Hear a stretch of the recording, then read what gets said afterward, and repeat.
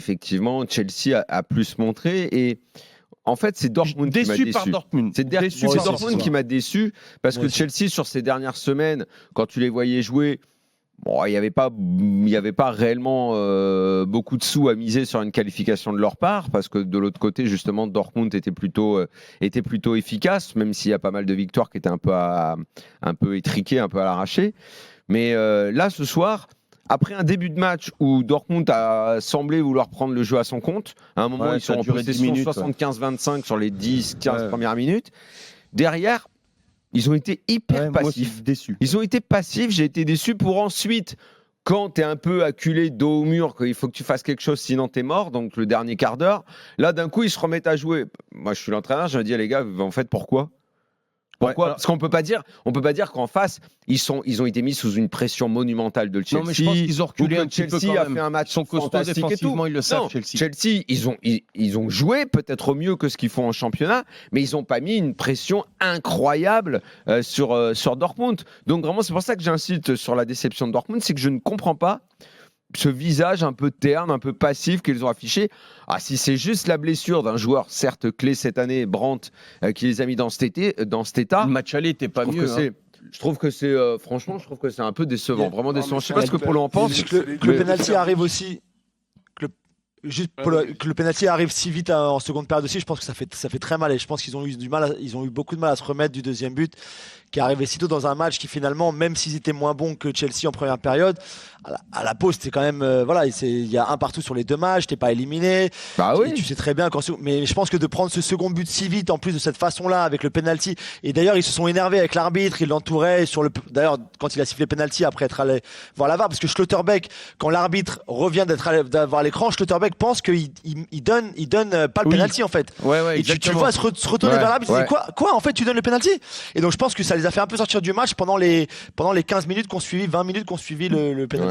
Mais je pense que c'est aussi les limites de Terzic en ce moment, qui lui construit vraiment sur une base défensive, et il est dans un processus long. N'oubliez pas que les dernières années, y compris sous Lucien Favre, il n'y avait aucun équilibre défensif dans cette équipe, et elle se prenait des volets. Donc en fait, ce que fait Dortmund depuis le début de la saison, c'est de retrouver une forme d'équilibre. Et là où on voudrait, parce que c'est vrai, c'est pas parce que tu es mené 2-0 que tu te mets à jouer d'un seul coup.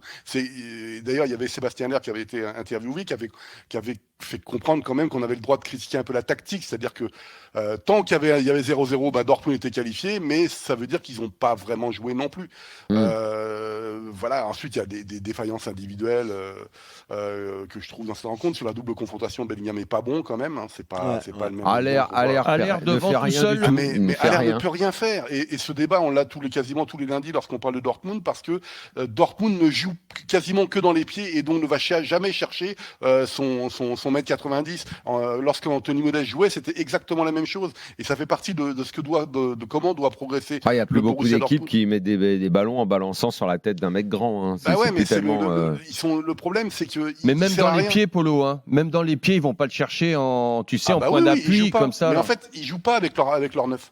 Exactement. C'est un vrai problème en fait. Alors qu'il pourrait justement, en allant chercher à Sébastien Haller, ça pourrait, quand tu vas chercher ton attaquant comme ça a pour but aussi de resserrer les deux axiaux. Et donc à partir du moment où les deux axiaux se resserrent, il suffit qu'il fasse une remise pour trouver l'espace libéré par un des deux axiaux. Tu vois. Et ça n'a jamais été trouvé.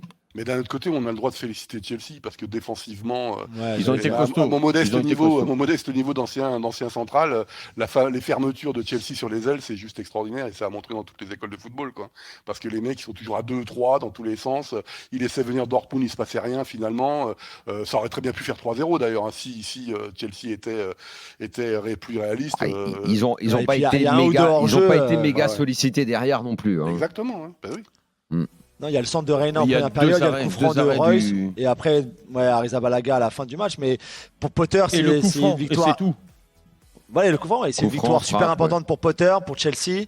Havertz très bon. Défensivement, la défense à 3 qui avait déjà plutôt bien marché contre Leeds en championnat samedi, qui à mon avis maintenant va durer, a très bien marché aussi. Et c'est vrai, c'est ce qu'il leur fallait maintenant. Il ressemble pas à grand chose, mais il est pas mal, Cucurella.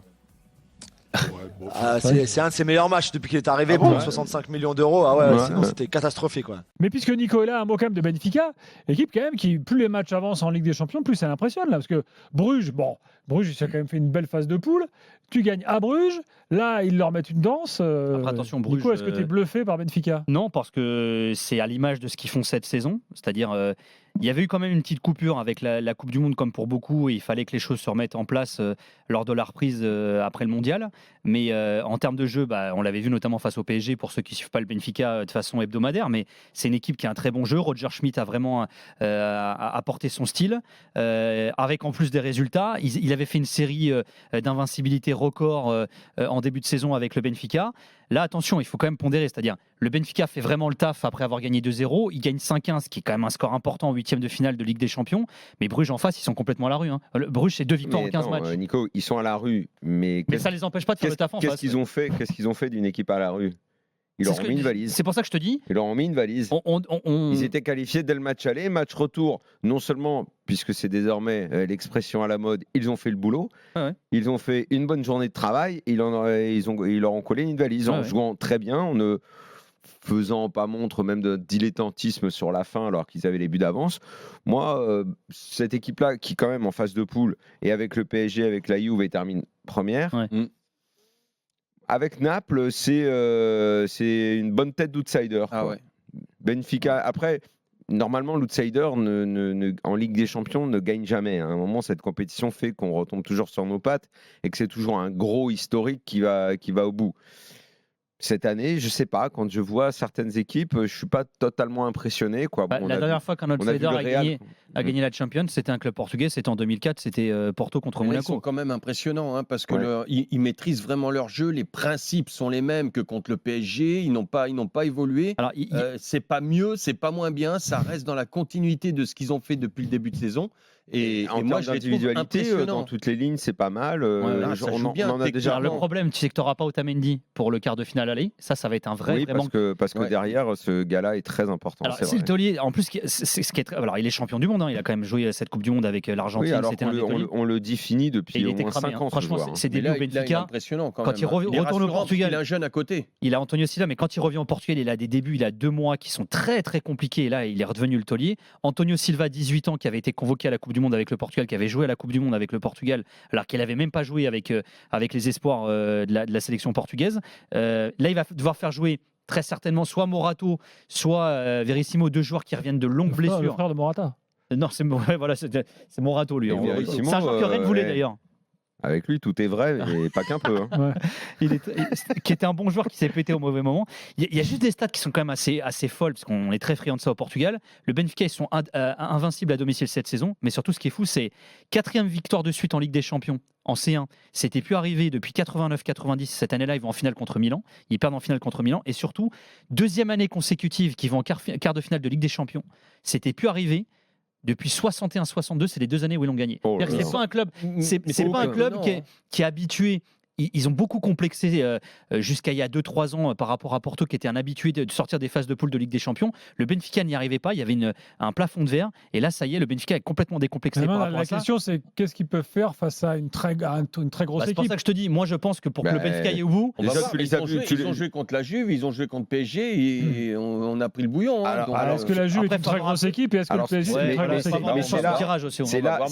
C'est là que tu auras la révélation de ce que vaut cette équipe. C'est oui, en phase de poule, tu dois considérer que la Juve cette année n'est pas une grosse équipe et que le PSG sur 2 matchs n'a pas réussi à battre Benfica. Donc maintenant, le tirage en plus n'est pas obligé de proposer un énorme morceau parce que je trouve que cette Ligue des Champions, elle est un brin ouverte par certains aspects cette année.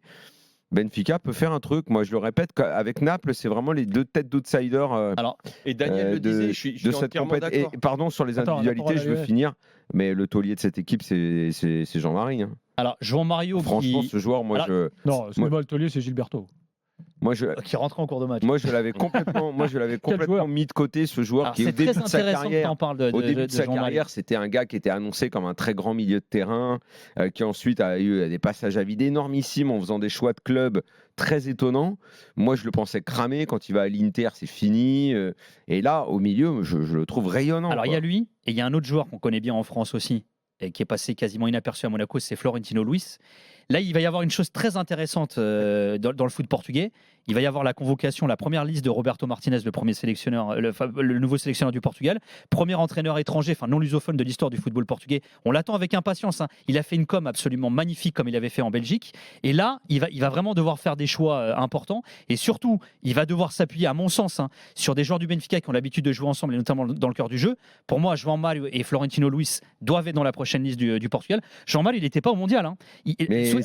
João Mário, quand il retourne au Portugal, au Benfica l'année dernière, le Benfica veut lourder. Il a fait une saison cataclysmique. Là, dans le cœur du jeu, c'est lui la plaque. Roger tournante. Schmidt est arrivé, il a dit moi je crois en lui, laissez-moi le faire. Il a pu le relancer. En fait, il l'a mis dans le cœur du jeu, il l'a remis en confiance.